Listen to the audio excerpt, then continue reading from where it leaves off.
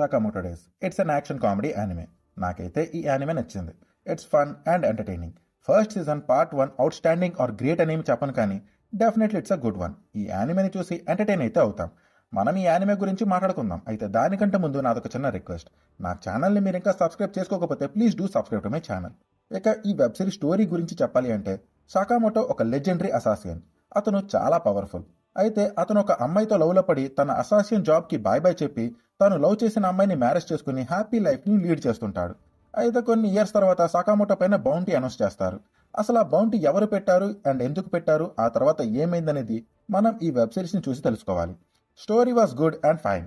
Narration was good. Main story line ఉన్నప్పటికీ every episode ఒక sketch episode లానే ఉంటుంది.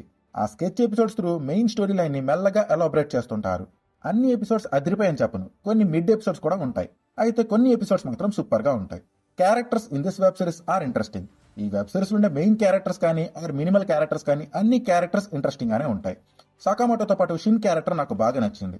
లూ క్యారెక్టర్ కూడా బాగానే ఉంటుంది. హేస్కి క్యారెక్టర్ చాలా తక్కువ టైం ఉన్నా సరే ఉన్నంత టైం ఎంటర్టైనింగ్ గా ఉంటుంది. విజువల్స్ బాగుంటాయి అండ్ యానిమేషన్ కూడా బాగుంటుంది. యాక్షన్ సీన్స్ అయితే సూపర్ గా ఉంటాయి. Sakamoto action style and Sakamoto combat scenes ని సూపర్ గా ప్రెజెంట్ చేశారు. సకామోటోవే కాదు, షిన్, లూ అండ్ హేస్కే యాక్షన్ సీన్స్ కూడా బాగుంటాయి. యాక్షన్ సీన్స్ తో పాటు కామెడీ కూడా బాగానే ఉంటుంది.